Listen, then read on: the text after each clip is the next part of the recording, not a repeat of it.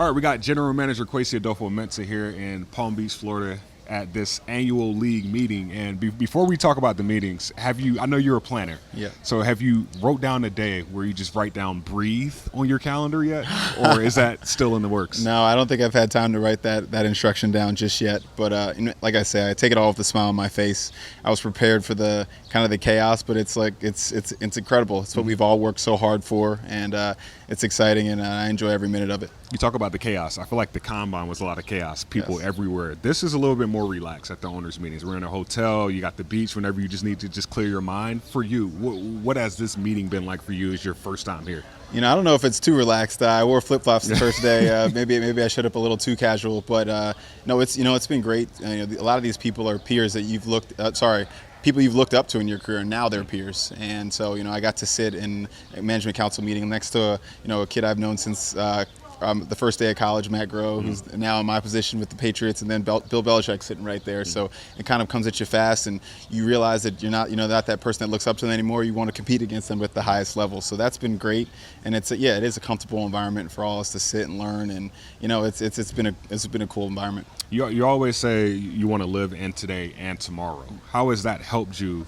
through this first process of free agency? Yeah, it's about planning, and I think when things come to you right away, right up front, and you're not prepared for them, that's when you can make sort of panic decisions. Yeah. You're never at your best when you don't have any options. A scared person who has nowhere to go, that's probably the person you want to be the most afraid of. And so as a team, we want to be the person who's got options, who's got foresight and planning, and that's how you can really capture that and live in today and tomorrow. Do you feel like that's helped with dealing with some of that uncertainty and some of those moments where you really don't know what to expect? Absolutely. I think, again, any problem that you've at least thought of in advance doesn't really scare you. It's just uncertainty, but uncertainty can be handled and managed as long as you're thoughtful and intentional about how to do it. You talk about that planning. I feel like one thing you did say, you said the plan that you guys have implemented this offseason is to make the defense easier for the cornerbacks. How do you feel like that is still coming into effect of making it easy for those guys, whoever those guys are going to be once, I guess, September rolls around? No question. I think that's one of the great things when we put together this team, the systems we wanted to put in place on both sides of the ball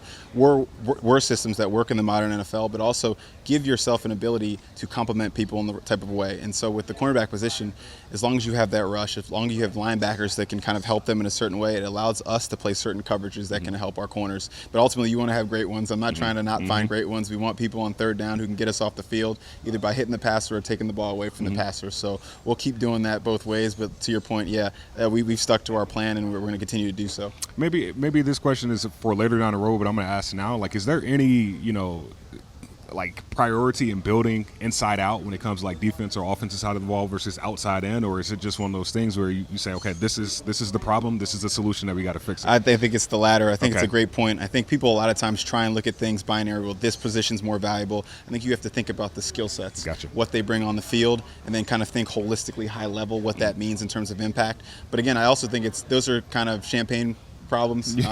Great players are rare. Yep. And so if you've got one in front of you, it doesn't matter if they're inside or outside, you should appreciate that you have a great player. Speaking of great players, we got a lot of great players on this roster. I feel like it's kind of like a running back mentality, but we're doing it the way you guys want to do it. How has that process been for you guys? It's been cool. When you go through this interview cycle, you look at the different rosters and things like that, and you start dreaming. That's actually, for somebody who loves team building, it's probably one of the more fun things to do, even though you're doing your day job still with the other team you're at. And you look at this roster and you dream and you see what they have, and there's always needs. Every team has needs, but you can see a path forward to getting where you want to go. Ultimately, it's that gap between where you are and where you want to get to, and with this team, you can see it. Again, we got to be smart, detailed, intentional with our moves, and we got to hit on all those things we're trying to do, but there is a path, and we're trying to do that every day. Lastly, I know just from your experience, you've been in meeting rooms, you've been in rooms with contract deals being signed, so this is nothing new for you. The only thing that's new really is kind of like the general manager, having the title. It's a little different. Okay, I will say the first day of free agency, honestly, it took me right back to my trading days. When you're on the other side of a screen and you don't know what the market's doing, is somebody going to be a higher price than me or whatever? And it's interesting. And again, that took me back, and that was interesting.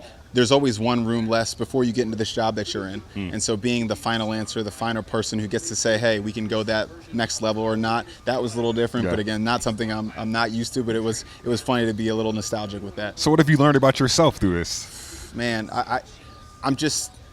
I love how consistent I am, how detail-oriented I am, how process-oriented I am. And I say that because this job can throw you off if you don't have a good process. I wake up in the morning every day and I pray and I exercise and I go to say hi to Kevin and I do the same things and it keeps it normal. There's a lot of chaos around it, but I've been taught this from a young age. Control what you can control, give everything you can and let the chips fall where they may, and that's going to keep me going forever. Well, we got a lot more months before the first game of the season, so a lot of work to be done between now and then. Appreciate your time today, though. Appreciate it. Yes, sir. Thank you.